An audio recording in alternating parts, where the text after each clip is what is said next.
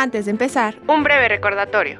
Todo lo que se menciona en Historias que Cotizan tiene fines estrictamente educativos y de entretenimiento. Las opiniones expresadas aquí son personales y no representan la postura oficial de la Universidad Anáhuac Puebla. Invertir conlleva riesgos. Por ello, te recomendamos siempre hacer tu propia investigación o consultar con un profesional antes de tomar cualquier decisión financiera. Historias que Cotizan. Jackie, imagínate que tienes 11 años y en lugar de estar jugando fútbol o videojuegos con los amigos, decides que ya es el momento para comprar tu primera acción. Y no solo eso, a los 14 años ya habías logrado un buen ahorro repartiendo periódicos y con ese dinero compraste una granja para rentarla. No, bueno, eso es una locura. La mayoría de nosotros a esa edad estamos pensando qué vamos a jugar o qué dulce queremos, ¿no? Mientras que Warren Buffett ya comenzaba a construir un imperio desde esa edad. Pero fíjate, lo que más me impresiona, lo que más me vuela la cabeza, no es la cantidad de dinero que actualmente tiene, sino que sigue viviendo de la misma manera. Por ejemplo, sigue viviendo en la misma casa que compró desde 1958. Todos los días desayuna en McDonald's, pero lo más curioso es, escoge su desayuno basado en cómo va el mercado. Entonces, si el mercado amanece a la baja, compra su paquete de $2.61. Y si va a la alza, compra su paquete de $3.17, ¿no? A mí se me hace un billonario muy humilde. Sí, correcto. Pues bienvenidos a Historias que Cotizan, el podcast donde hablamos de empresas importantes y además desciframos a los grandes inversionistas.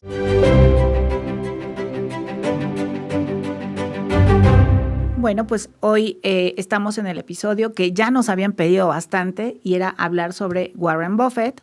La realidad es que no podemos hablar de Warren Buffett sin hablar de su gran socio, Charlie Munger. Y, pues bueno, resultará muy interesante desmenuzar su camino.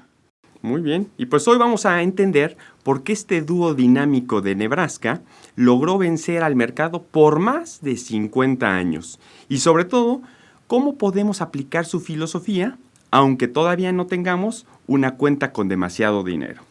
Así es, y bueno, a mí me pareció impresionante el inicio de su historia. O sea, cómo pensar que a los 11 años pues ya estaba pensando en cómo generar más dinero. No, sí, increíble. De hecho, se parece a Mini Mitch, que nos escucha en Louisville, Kentucky, y que hoy, a sus 12 años, ya comenzó también a comprar acciones y ya tiene varias en su portafolio. Y bueno, regresando un poco a Warren, lo más importante de esta primera compra fue el susto que se llevó y la lección que esta compra le dejó. Platícanos un poco sobre ella. Sí, claro, bueno. Compra 6 acciones, o su primera compra, 6 acciones de una empresa que se llama Cities Services a $38. Inmediatamente después, la acción de esta empresa empieza a bajar, hasta que llegó a los $27. Imagínense un niño de 11 años viendo cómo todos sus ahorros se estaban perdiendo día tras día. Sí, 30% perdió en unas cuantas semanas. 30% en muy poco tiempo. Imagínense, cualquier niño, bueno, ya no digamos niño, cualquier adulto que invierte se estaría muriendo y desesperando de atravesar por una situación así. Pero aguantó este proceso para después ver cómo la acción empezaba a subir y cuando llegó a los $40, pues ahí la vendió, ya estaba ganando un poco, ¿no? De 38 que la compró, la vende en 40, pues ya tenía una pequeña ganancia. Y con esto se sintió un genio. Así es. Y bueno, lo increíble fue que unas semanas después de que ya la había vendido, pues la acción subió hasta los $200. Y ahí aprendió la lección que posteriormente lo hizo el hombre más rico del mundo, ¿no? Y lo que vio es que en la bolsa el dinero no solo se gana comprando y vendiendo, es decir, haciendo curve trading, sino que en realidad se gana con paciencia y sabiendo esperar. Y él decía, si no tienes el aguante para ver tus acciones o tu portafolio descender un 50% y entras en pánico, pues la verdad es que no tienes madera para este tipo de negocio y tal vez es mejor no acercarse a la bolsa. Exacto. Bueno, continuando con su historia, fíjate que a los 14 años ya tenía todo un sistema de distribución de periódicos. Digamos, cualquier empresa actual, startup en logística, desearía este sistema. No solo repartía, por ejemplo, el Washington Post, sino que tenía 5 rutas, inclusive fue anexando a la competencia.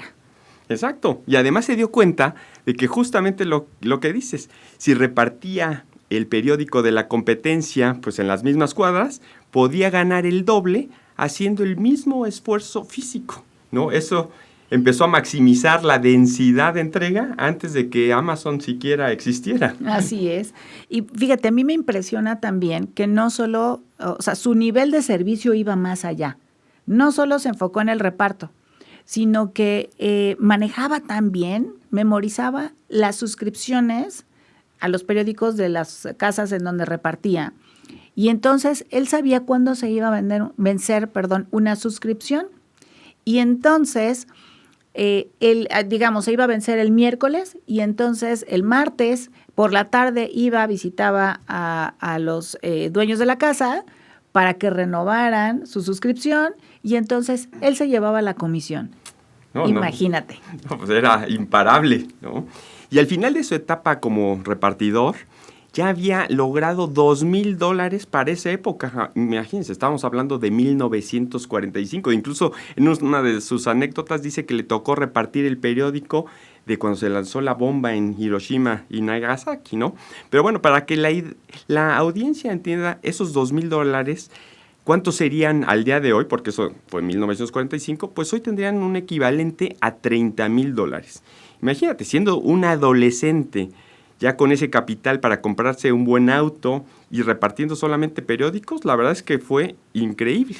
Y pues ya cuando tenía eso, compró su primera granja de 40 acres, ahí mismo, en Nebraska. ¿Por qué él es de Nebraska? Aunque repartía periódicos en Washington, porque ahí en ese momento estuvieron viviendo por allá.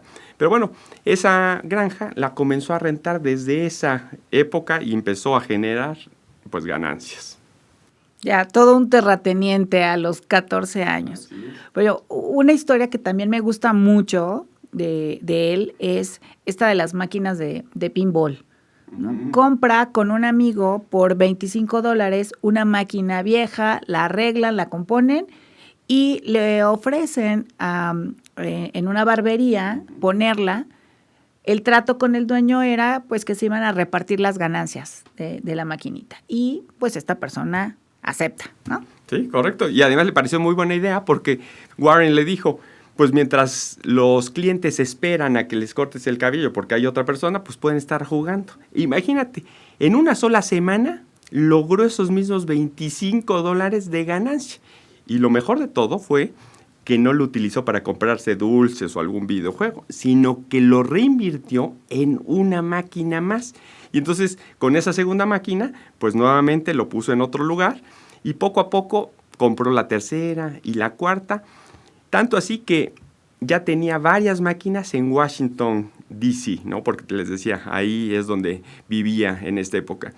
Y un año después, otra persona le ofreció comprarle el negocio por más de $1,000 y bueno, ahí lo vendió, pero en unos cuantos meses, la verdad es que multiplicó 50 veces su inversión inicial.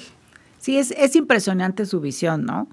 Y bueno, la clave yo creo para este episodio, para entender a Warren, debemos de notar que antes de sus 17 años, él ya había entendido que el dinero debe de trabajar para ti, no tú para el dinero, ¿no? Es decir, mientras él estaba en la escuela, su sistema de repartidores de periódicos, las maquinitas de pinball, estaban generándole dinero. Entonces, yo creo que esta es la lección que hay que llevarnos de su experiencia y de su vida. Pues igual nosotros, los CEOs de las empresas, mientras ustedes estudian, nosotros trabajamos, pues dejamos que los CEOs hagan que las empresas crezcan y por lo tanto nuestras acciones crezcan, ¿no? Sí, completamente, ¿eh? Y bueno, Jackie, hay un patrón que hemos visto en este podcast, ¿no? A varios de los grandes personajes de pronto los rechazan.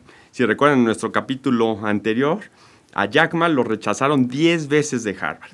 Bueno, pues a Warren le pasó algo similar. Claro, él no 10 veces, pero él lo rechazaron una vez y terminó yéndose a la Universidad de Columbia, donde conoció a un profesor llamado Benjamin Graham, que posteriormente se convirtió en su mentor.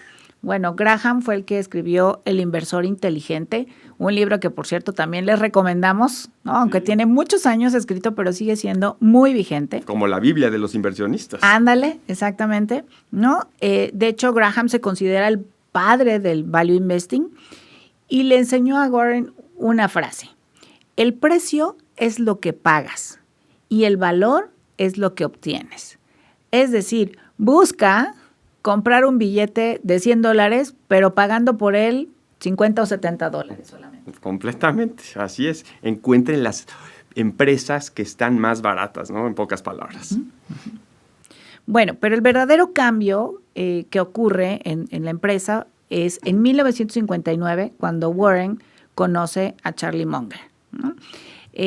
Ahí, por ejemplo, vemos que Warren se enfocaba como en comprar solo colillas de cigarro, ¿no? Que vamos, empresas pues malas, que él trataba de arreglar. Entonces lo que hacía era como jalarle, fumarle la última bocanada de profit, ¿no? De ganancia que pudiera dar la empresa. Sí, correcto. Y ahí es cuando entró Charlie Munger, como bien lo decías, ¿no? Él con su estilo directo y brutal. Y él convenció a Warren Buffett de que era mejor comprar empresas maravillosas a un precio justo, en lugar de estar comprando empresas regulares a un precio maravilloso. Y entonces ahí es donde cambia un poco la filosofía y empiezan a comprar empresas que tienen un potencial increíble. Entonces, como que él viene a darle un toque de calidad, ¿no? A lo que es Berkshire Hathaway, porque si no, quizás seguiría siendo una empresa de telas vieja, en lugar de ser hoy por hoy dueño de Geico, Duracell y una gran parte de Apple. Correcto. Y bueno, pues ahora hablemos un poco de su estilo de vida, ¿no? Porque esto es parte de su estrategia. ¿Sabías que Warren Buffett toma 5 Coca-Colas todos los días y también le encanta comer papitas fritas junto con ello?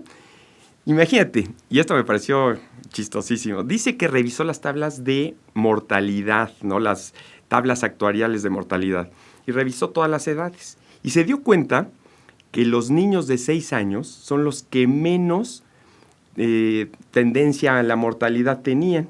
Y entonces, desde entonces, dijo, pues entonces me voy a comportar como uno de ellos, y empezó a comer como lo hacen los de 6 años. No, bueno, suena una broma, pero yo creo que va más allá, ¿no? Lo que decías con su estilo de vida. Es decir, él invierte en lo que entiende. Y como él consume Coca-Cola, pues entiende, sí, ¿no? Cómo se mueve Coca-Cola. Por ejemplo, durante muchos años lo criticaron porque no invertía en las de tecnología, ¿no? A los inicios de Google, de Amazon. Pero pues él les decía, es que no está en mi círculo de competencia. Sí, así es. Y esa es la regla de oro, ¿no?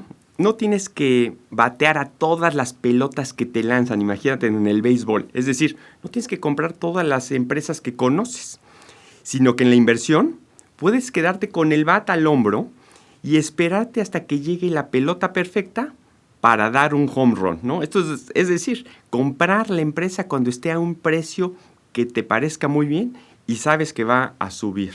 Exacto. Bueno, ¿y qué te parece si comentamos las 2 reglas de oro de Warren Buffett? La número 1 es no pierdas dinero.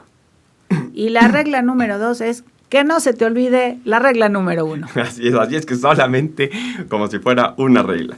Y una de mis frases favoritas también de Buffett es: sé temeroso cuando los demás sean codiciosos, y sé codiciosos cuando los demás tengan miedo. ¿Y a qué se refiere con esto? Pues que precisamente entra el pánico de pronto en Wall Street y en todos los mercados, y la gente empieza a vender las empresas a precios bajísimos. Y ahí, en lugar de ser uno más de los que tiene miedo, es cuando debes entrar e identificar las empresas que están baratas y que solamente es cuestión de tiempo para que se recuperen, porque todo esto es una cuestión psicológica, ¿no? Y no sé si platícanos de esa anécdota que tiene, donde le cerró la boca a varios de los superinversionistas, donde decían que lo importante es estar comprando y vendiendo todos los días para ganarle al mercado. Bueno, esa historia me encanta porque yo creo que habla mucho de la humildad financiera, ¿no? que muchas veces debemos de tener. En el 2007, Warren retó a los directores de los fondos de riesgo de Wall Street, es decir, los más importantes, los que más estaban metidos ahí. Y además les apostó $1 millón. ¿Sí? Les apostó $1 millón a que un fondo indexado, un ETF, como los que vimos en el episodio pasado, el BOO, el que seguía las 500 empresas más importantes de Estados Unidos, le ganaría a todas sus predicciones, algoritmos y estrategias en un plazo de 10 años. Sí, no, imagínate. Por un lado, en esta escena, las mentes más brillantes de Nueva York, ¿no?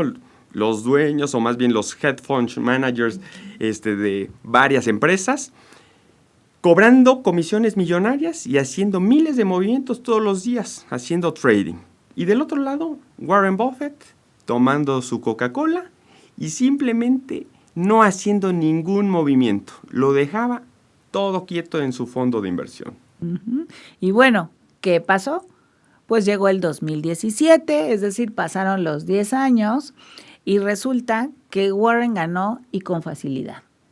El fondo simple de Warren creció un 125%, mientras que el fondo de los inversionistas apenas llegó al 36%, ¿no? Bastante bajo. Y aquí, bueno, una lección también que nos deja. A veces el que tiene más paciencia, el que menos se mueve, pues es el que más dinero puede llevarse. Sí, así es. Y bueno, ahora pasemos a los números que les gustan a nuestros alumnos de finanzas y dirección financiera aquí en la Anáhuac. Y pues vamos a hablar de la empresa de Warren Buffett, de Berkshire Hathaway. Y de entrada, comencemos con el market cap. El market cap es de 1.04 trillones en inglés o 1.40 billones de dólares. Esto quiere decir que es la 9ª empresa más grande del Standard & Poor's. Sus ventas el año pasado fueron de 371,000 millones de dólares en el último año. Su flujo de efectivo libre por 25,000 millones de dólares. Y con ese efectivo, en tan solo 3 meses podrían pagar toda la deuda de la empresa. Es decir, es una empresa completamente sana en ese aspecto. Hoy, una acción de Berkshire cuesta $495 y su P/E ratio es de 15.51. Pero bueno, si queremos ver el impacto real de Warren y Charlie, hay que mirar a la ciudad de Omaha, Nebraska. Una vez al año, ahí la ciudad se convierte en el centro del universo financiero. Existe desde hace varios años la Asamblea Anual de Berkshire Hathaway. Así es impresionante, lo llaman el Festival de los Capitalistas. Y es muy curioso, empezaron en los 70s y eran apenas un puñado de personas en una cafetería. Para los 90s, pues ya habían crecido bastante.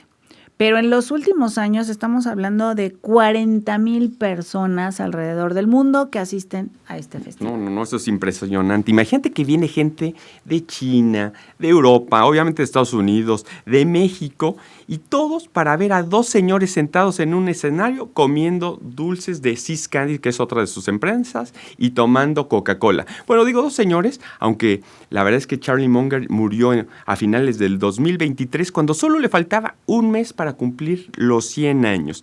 Y bueno, ellos responden a las preguntas que tienen los inversionistas. Y lo más increíble es que en la ciudad se desborda. Los boletos, los hoteles se llenan. Desde un año antes tienes que hacer tus reservaciones. Y hasta se organizan carreras de 5 kilómetros y aprovechan para vender varios de sus productos de las empresas. Sí, es impresionante porque en realidad la gente no va por el dinero. Va por la filosofía que estos 2 señores pues planteaban ahí en sus charlas, ¿no? En sus pláticas. Porque además imagínate, en un mundo tan cambiante que tenemos actualmente, donde la IA está haciendo que cada día sea distinto, ir a esta asamblea, a este festival en Omaha, es como regresar a los orígenes de la honestidad, de la paciencia, del sentido común, ¿no? Es impresionante cómo más de 40,000 personas nos muestran cómo las ideas de Warren y de Munger son atemporales. Sí, imagínate, con esos 40,000 asistentes podrían estar cobrando el boleto en miles de dólares, como quizás varias de las conferencias que se dan en Silicon Valley, ¿no?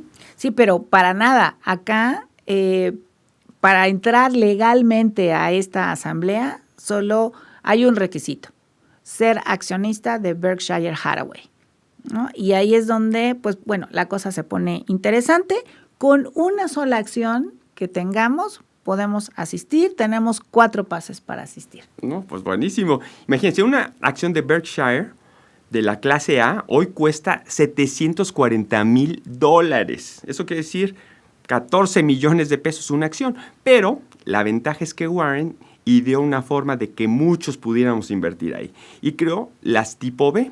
Y esas hoy cuestan, pues ya dijimos, $495. Entonces, pues la verdad es que muchos de nosotros podemos ser accionistas de Berkshire sin tanto dinero, ¿no? Y eso, pues, al ser accionista, te da la entrada o este pase para poder irlo a escuchar cada año ahí en sus asambleas. Gratis. ¿Gratis? Pues sí. Gratis. Bueno, y llegamos a la pregunta que nos gusta acá.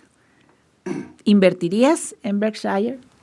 Pues la verdad es que me gusta mucho la empresa, sí invierto, de hecho hoy te podría decir que dentro de mi portafolio es la 4ª que más tengo y es como un ETF, la verdad es que tienen tantas empresas adentro, no es una empresa que se mueva mucho, no es volátil, entonces es para los que somos conservadores, es una muy buena empresa y la verdad que continuamente va al alza, entonces sí, definitivamente lo invierto. Y bueno, pues ya llegamos al final de este homenaje a este dúo de Omaha. Y si algo nos deja es que la inversión no es un sprint, sino en realidad es un maratón. Esto es para varios años. Y ahora vamos con el reto de la semana. Queremos que antes del 16 de marzo escriban, ya saben, en los comentarios de Spotify, cuál es el precio que creen que Berkshire va a tener para el 6 de abril. Y ya saben, el que quede más cerca, para esa fecha lo nombraremos en el episodio siguiente. Y por cierto, vale la pena mencionar quiénes fueron los ganadores de nuestros retos anteriores. Pues en el de Uber fue Rodrigo Santos. Él fue quien se acercó más a la predicción. Y en el reto de FEMSA, que ya también terminó, hubo un empate. Imagínate, la acción está en 194.99 y ellas dos dijeron 195. Y fueron Ana Paula Valencia y Andrea Pinto. Excelente. Pues muy bien, gracias por llegar al final de este episodio y recuerden, si les gustó, pueden compartirlo también con quien ustedes conocen que les interesaría invertir. Recuerden darle a la campanita para que les avise cuando tenemos un episodio nuevo. Y ojo con el reto, ya ven, ya mencionamos algunos de los que resultaron ganadores los episodios pasados, así es que participen, vayan también a nuestro Instagram, @historiasquecotizan, y coméntenos por ahí qué tanto les interesaría invertir en Berkshire, por ejemplo. Sí.